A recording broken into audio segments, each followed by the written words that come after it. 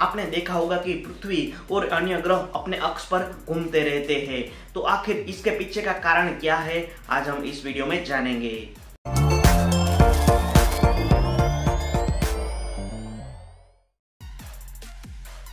पृथ्वी और अन्य सभी ग्रह अपनी अक्ष पर इसलिए घूर्णन करते हैं क्योंकि यह गति उन्हें निर्माण के समय ही मिली है। तो गए ना आप, चलिए अब हम इसे विस्तार से समझते हैं। लगभग 4.6 अरब साल पहले सौरमंडल एक विशाल गैसीय और धूल से भरा एक बादल था जिसे हम सोलर नेब्यूला कहते हैं।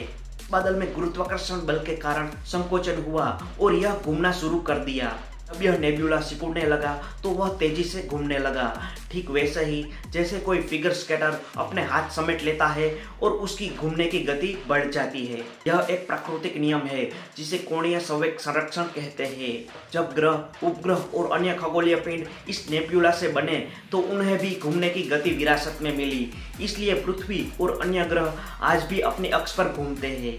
अंतरिक्ष में घर्षण या रुकावट बहुत ही कम होती है, इसलिए एक बार जो गति मिल गई वह लाखों करोड़ों साल तक बनी रहती है, जब तक कोई बड़ा बल जैसे कि टक्कर उसे बदल ना दे। चलिए इसे एक उदाहरण के साथ समझते हैं। जब तुम एक लट्टू को घुमा देते हो तो वो अपने अक्ष पर घूमने लगता है।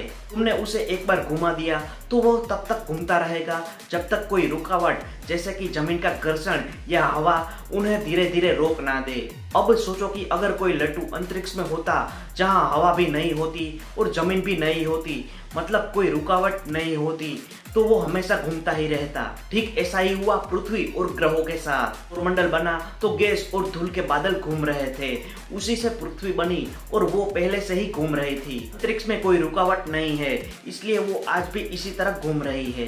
इसलिए पृथ्वी और बाकी ग्रह अपने अक्ष पर घूमते हैं क्योंकि उन्हें शुरू में ही घूमने की गति मिली थी और रुकावट न होने की वजह से वो आज भी घूम रहे हैं।